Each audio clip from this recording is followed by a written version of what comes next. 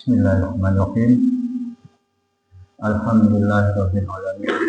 Wassalatu wassalamu ala asyrofil anbiya'i wal mursalin wa ala alihi wa sahbihi ajma'in.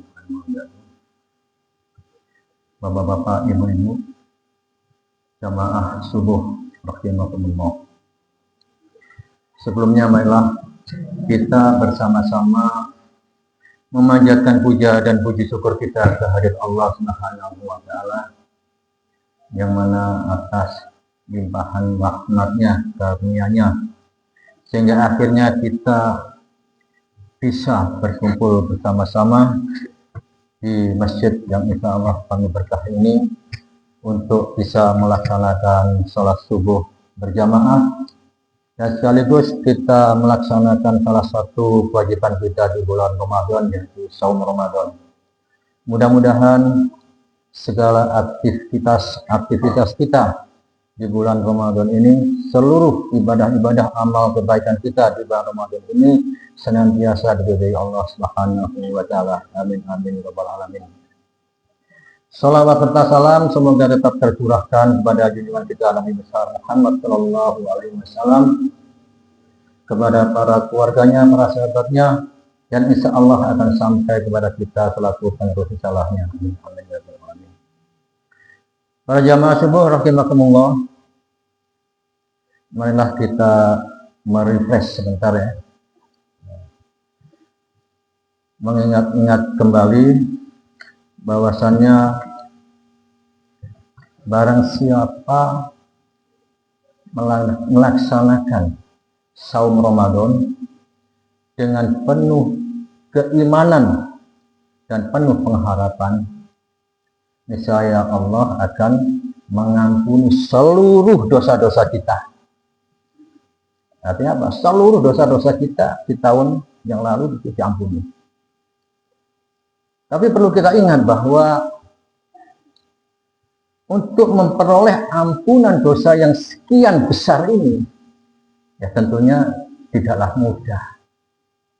Perlu adanya perjuangan. Jadi salah satu hal yang perlu kita perhatikan adalah bagaimana cara kita bisa memperoleh ampunan Allah tersebut. Yaitu salah satunya adalah kita harus senantiasa bisa memperbaiki dan mempertahankan kebaikan hubungan kita dengan Allah.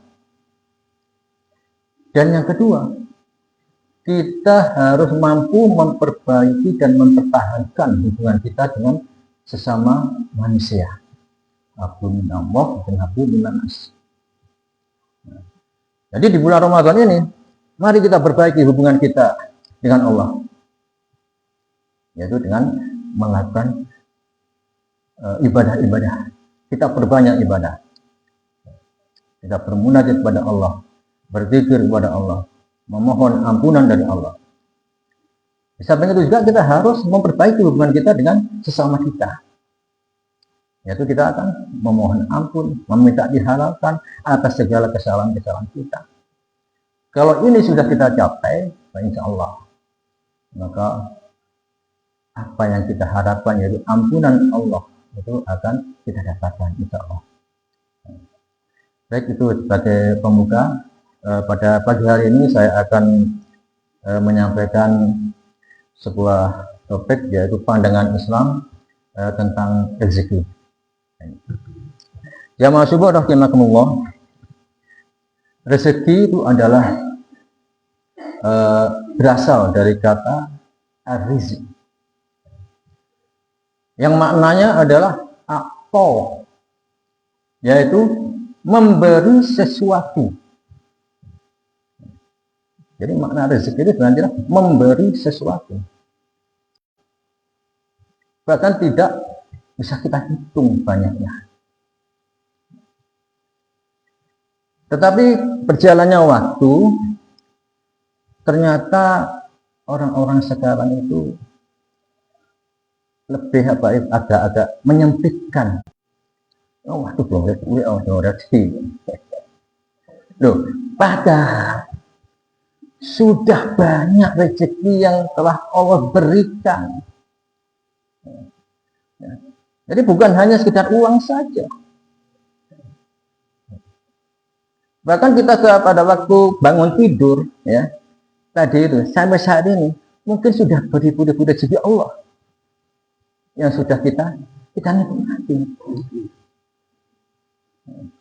Tapi apa? Tapi kebanyakan dari kita tidak menyadari hal itu.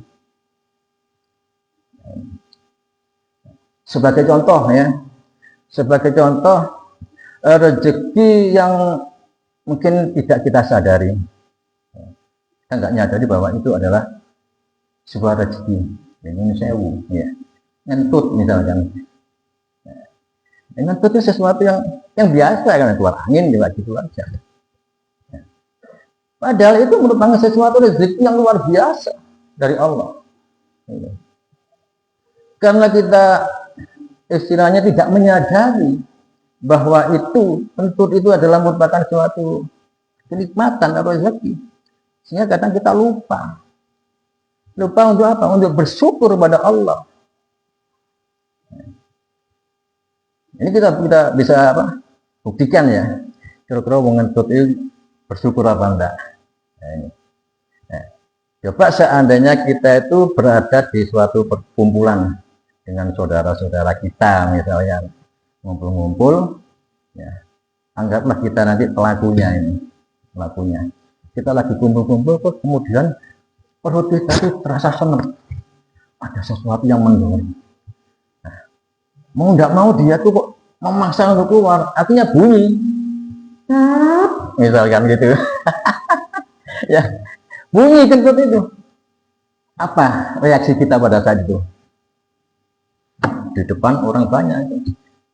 Paling kita cuma, waduh sorry yo, keprojot gitu mau. Aku aja masuk angin gitu. Kemudian apa? Kita keluar, seolah-olah mencari toilet misalkan gitu. Begitu sebaliknya. Seandainya si kentut ini nggak bunyi misalkan, ini reaksinya apa? Ekspresinya juga beda gitu loh. Bedanya apa? Dia itu akan diam. Ya. Tapi dalam hatinya ya berdoa, muka-muka gak mampu. Muka-muka gak mampu. Dengan sambil tolak gitu.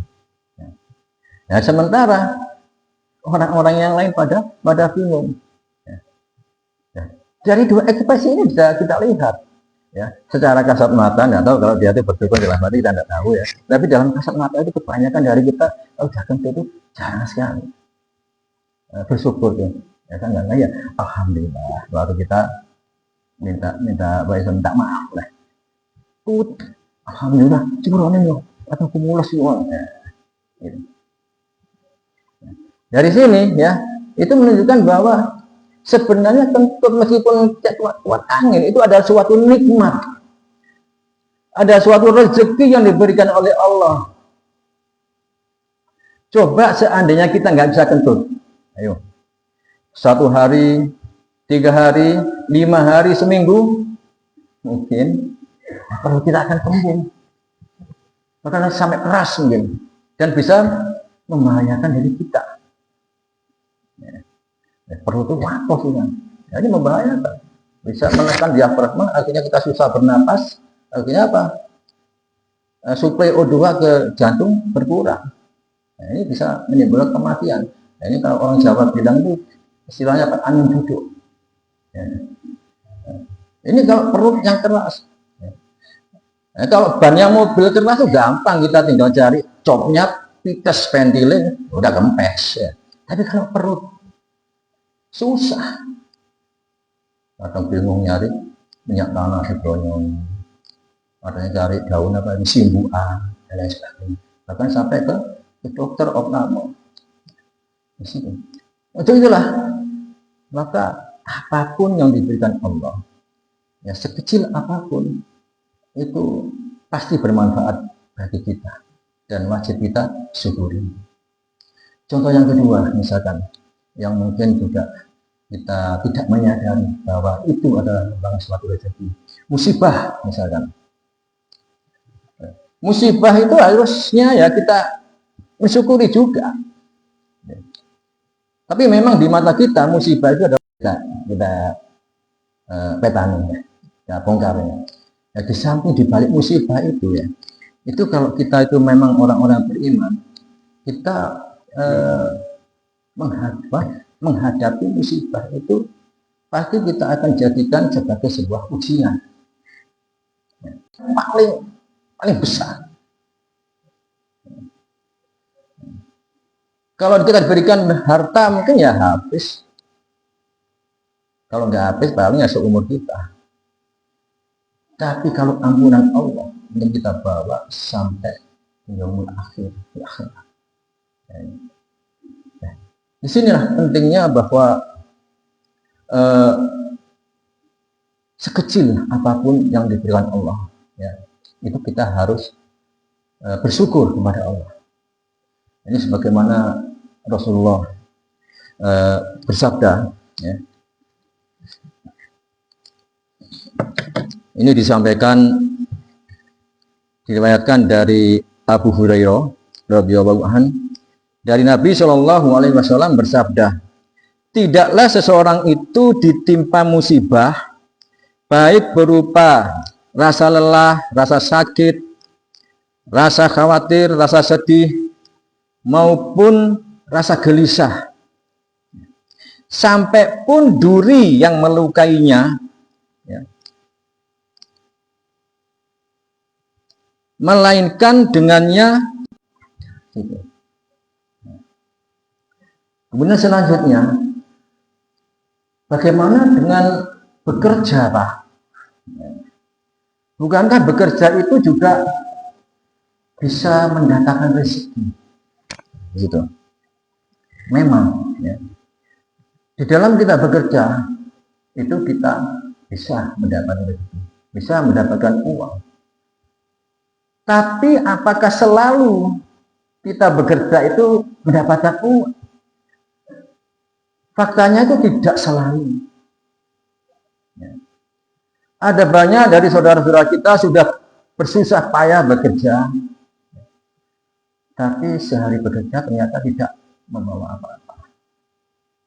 Ya, saya pernah melihat itu seseorang bawa sepeda yang membawa banyak layak meja-meja, kursi dan sebagainya. Dia bawa keliling sehari penuh, ternyata tidak ada satu pun yang laku. Padahal dia itu tidak bekerja. Kalau memang bekerja itu bisa menghasilkan rezeki, mestinya orang ini juga seharusnya tidak mendapat rezeki. Tapi faktanya tidak. Begitu sebaliknya. Bukan berarti orang yang tidak bekerja itu pasti tidak dapat rezeki. Tidak. Banyak contoh, misalkan ada saudara kita yang sakit. Waduh, apa ya aku loro gak iso golek duit mana ini, biasanya nyambut gaya. Tapi dengan maha kasihnya Allah, maha pemurahnya Allah, Allah itu menggerakkan hati dari saudara-saudaranya ini. Weh, iko loh, sahabatmu, koncomu itu saiki loro. Sambang ngono. Karena hati orang-orang sahabat-sahabatnya ini digerakkan oleh Allah. Dan orang-orang sahabat-sahabatnya juga menyadari bahwa menjenguk saudara-saudaranya sakit adalah merupakan salah satu kewajiban. Maka berangkatlah saudara-saudaranya ini untuk menjenguk. Nah, saudara-saudara menjenguk ini minimal itu dia akan mendoakan. Ya cak tak dongakno supaya ndang waras cak yo. Ini rezeki, doain. Ada lagi yang membawa roti, misalkan pisang, ada yang membawa amplop isinya uang. Ini membuktikan bahwa loh, orang itu nggak bekerja, tapi kok rezeki juga datang.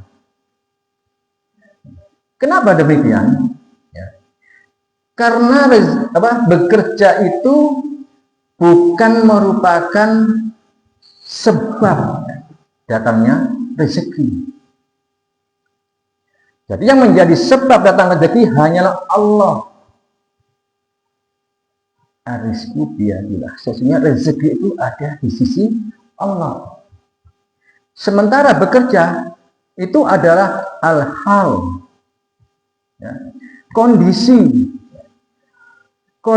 yang memungkinkan atau kondisi yang memberikan peluang kepada manusia untuk bisa mendapatkan rezeki. Ya, namanya kondisi yang berpeluang. Kadang kita mendapatkan peluang, kadang juga tidak. Maka jangan katakan, waduh, aku gak nyambut gawe orang ini duit. Aku gak nyambut gawe, sopo sing ngatin duit aku. Jangan. Karena apa? Karena rezeki itu di sisi Allah. Haknya Allah untuk memberi. Baik kita mau bekerja maupun tidak. Sementara bekerja itu adalah kewajiban kita sebagai manusia, terutama kepala rumah tangga. Kewajiban. Jadi beda. Bekerja itu ada kewajiban, rezeki urusannya Allah. Nah, gitu. Kemudian selanjutnya, dapat manusia itu kok diciptakan Allah, ada yang ditakdirkan kaya, ada juga yang ditakdirkan miskin. Padahal kan kita sama-sama manusia, ciptaannya Allah. Jadi akhirnya dalam hati kecilnya itu muncul perasaan kayak Allah gak adil. Sebenarnya Allah itu adalah zat yang maha adil. Allah mentakdirkan seseorang menjadi orang kaya, yang satunya menjadi orang miskin. Itu bukan berarti orangnya Allah itu nggak adil, tapi justru Allah itu adil. Coba seandainya seluruh isi bumi ini orangnya kaya semua, terus bagaimana kita untuk melaksanakan zakat, infak, sedekah? Padahal itu perintah Allah. Pak Teguh mau infak ke saya, sebagai saya. Sepuluh nih Pak Teguh, aku sugih deh. Aku gak berhak menerima. Diberikan ke yang satu juga bilangnya seperti itu. Akhirnya apa? Akhirnya syariat Allah nggak berjalan. Ini salah satu sebabnya. Tapi di samping itu, ya, dari pihak si orang miskin ini, jangan kita merasa miskin. Kalau seandainya, ya, syariat Allah ini benar-benar diterapkan, insya Allah orang miskin itu pun tidak merasa miskin. Karena apa? Karena orang-orang kaya ini tanpa dipaksa pun, dengan penuh kesadaran karena iman, dia itu akan mengeluarkan zakatnya, terutama zakat malnya. Ada zakat mal, ada zakat pertanian, ada zakat fitrah, sedekah, infak dan sebagainya. Nah semua ini apa? Diperuntukkan siapa? Diperuntukkan terutama kepada fakir miskin. Sehingga apa? Sehingga fakir miskin itu tidak merasakan kemiskinan lagi, terpenuhi dengan adanya zakat yang dikeluarkan oleh orang-orang tersebut. Nah, sementara kejadian seperti ini yang merasa orang itu, waduh, enak ngomong sugih loh, sementara aku kaya. Itu tidak terjadi pada saat ini saja. Di masa Rasulullah pun itu pernah terjadi. Jadi ada sekelompok orang fakir itu mengutus seorang utusan untuk menemui Rasulullah Muhammad SAW. Kemudian dia berkata, wahai Rasulullah, saya adalah utusan dari orang-orang miskin. Kemudian Rasulullah menjawab, selamat datang atasmu dan atas orang-orang yang mengutusmu. Engkau datang dari kaum atau dari tengah-tengah kaum yang dicintai oleh Allah.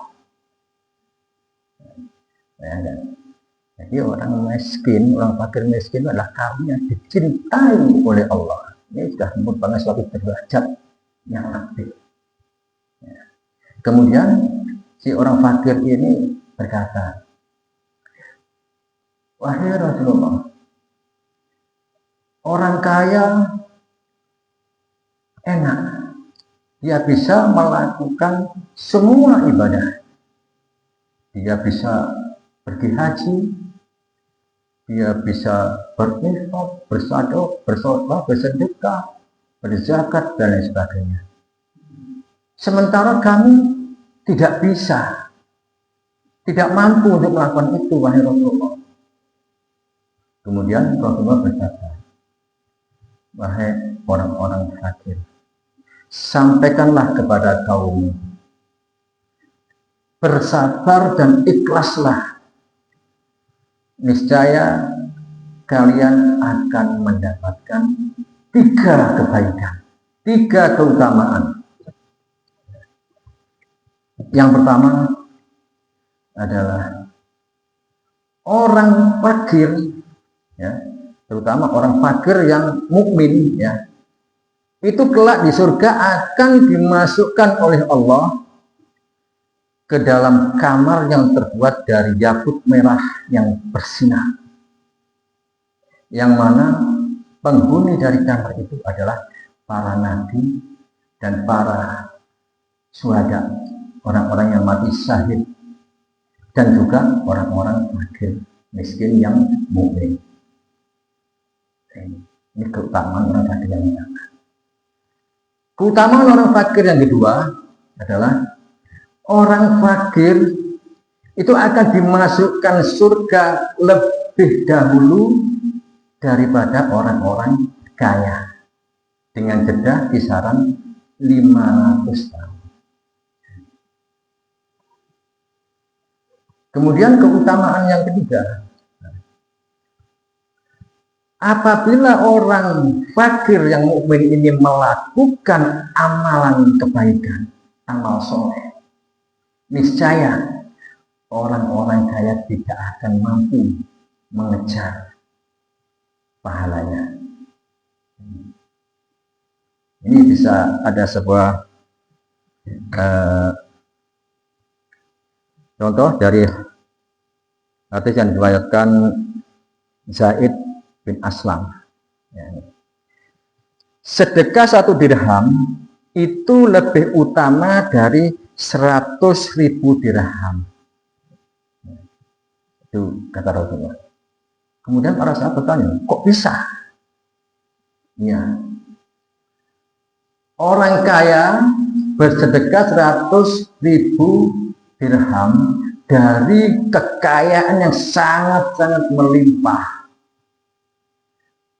Kemudian ada orang yang bersedekah 1 dirham dari 2 dirham yang dia punya. Maka inilah yang lebih utama. Kenapa? Karena bagi orang kaya, sedekah 100.000 dirham itu bukan apa.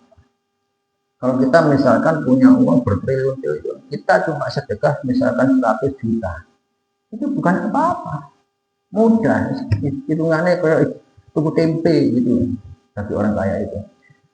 Tapi bagi orang miskin, dia punya uang 20.000, yang 10.000 dia sedekahkan. Ini sangat luar biasa. Artinya apa? Orang miskin ini telah menyedekahkan seluruh hartanya separuh. Ini tadi kalau orang kaya tadi cuma 100 juta, tapi dia punya ribuan bertriliun-triliun. Makanya disinilah Allah itu memberikan keutamaan. Dari sini, apakah masih kita merasa Allah itu tidak adil? Dari penjelasan Rasulullah tersebut, maka si orang fakir ini artinya pulang menuju kaumnya dan menceritakan pada kaumnya, dan dia bilang kepada Kanjeng Nabi, wahai Rasulullah, apa yang jenengan katakan itu kamu puas. Artinya apa? Dia sudah tidak ada ganjalan lagi. Wes gak punya perasaan Allah gak adil lagi enggak. Ternyata justru kita yang lebih diutamakan oleh Allah.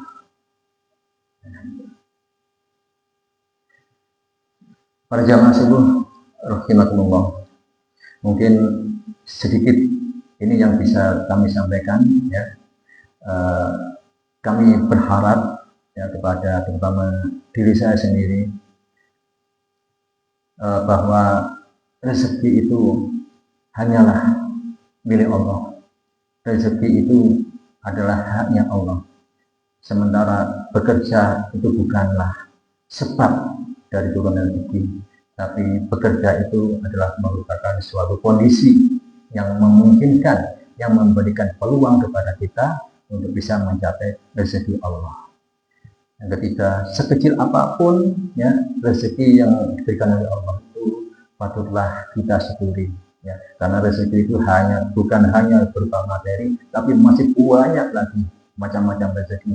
Kita bisa bangun tidur, itu adalah rezeki. Kita bisa bersin misalkan, itu adalah rezeki.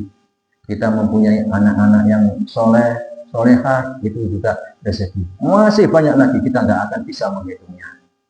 Apabila kita ditakdirkan oleh Allah menjadi orang yang pas-pasan ya, maka janganlah bersedih, tetaplah bersyukur kepada Allah, karena di balik itu ampunan Allah adalah lebih besar dari apa yang kita alami gitu. Dan insya Allah kita akan dinaikkan derajat kita di sisi Allah.